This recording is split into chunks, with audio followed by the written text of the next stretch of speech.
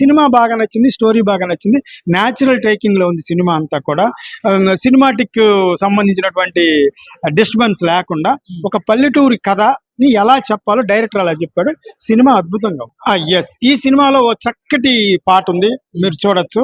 అలాగే దైవభక్తి సంబంధించిన ఆర్ఆర్ ఒకటి వస్తుంది, చాలా అద్భుతంగా ఉంది. ఈ సినిమాలో ముఖ్యంగా యూత్ అనే కాదు, ఫ్యామిలీస్ అందరూ చూడొచ్చు. ఓకే, ఇవాళ రోజున ఫోన్ ఓపెన్ చేస్తే మన కళ్ళకి ఏమేమో కనపడతా ఉన్నాయి. ఓకేనా, అట్లా కాకుండా అలాగే చాలా సినిమాల్లో కూడా రకరకాలుగా కనిపిస్తా ఉన్నాయి. అట్లాంటిదంతా ఏమి లేకుండా ఈ సినిమా క్లీన్ గా ఉంది. ఈ సినిమా అందరూ ఫ్యామిలీతో కూర్చొని చూడదగ్గ సినిమా. ఓకే, అభ్యంతరకరమైన సీన్స్ అంటారా, సెన్సార్ వాళ్ళు ఇచ్చారు. ఇప్పుడు ఇవాళ మౌత్ కిస్ కామన్ అయిపోయింది, చాలా సినిమాల్లో చూస్తున్నాం. అలాగే కొంచెము రొమాంటిక్ ఫీల్ ఉండేటువంటి మూడ్ క్రియేట్ అయ్యేటువంటి విజన్ గా అనిపిస్తుంది, కానీ విజువలైజేషన్ లో మనకి పిక్చరైజేషన్ లో ఏమి ఉండదు. పిక్చరైజేషన్ లో బ్యాడ్ ఏం లేదు, పిక్చరైజేషన్ అద్భుతంగా ఉంది.